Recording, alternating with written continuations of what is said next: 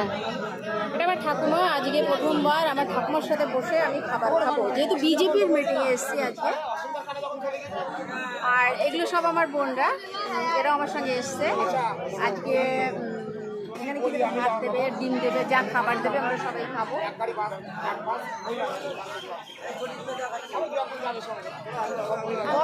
বলো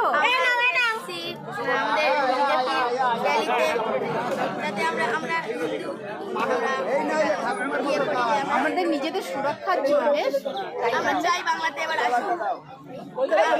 শুনতে না হয় যে সন্ধ্যে পরে মেয়েরা বাড়িতে বার হতে পারবে না, হাত ছাড়া জামা পড়তে পারবে না, এটা যাতে শুনতে না হয়।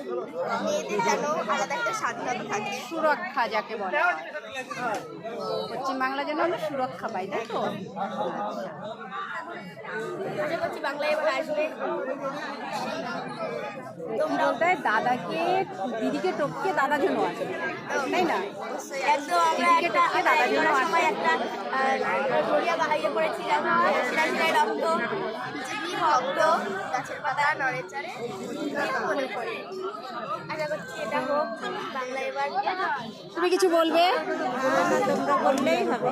না, তুমি বলো, তোমার যদি কিছু বক্তব্য থাকে বলো। দাদাকে তোমার কেমন লাগে?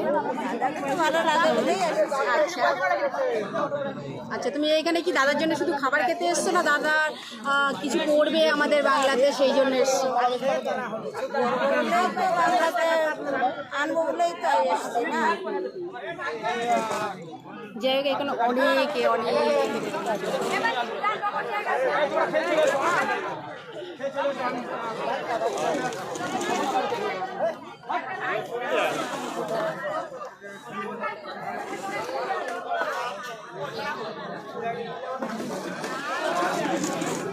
দেখা যাবে না?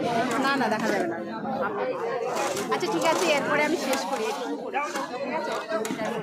টাটা। এবার আমরা খেতে বসবো, সবাই ভালো থেকো, টাটা। তোমরা ভেবে চিনতে ভালো জায়গায় ভোটটা দিও।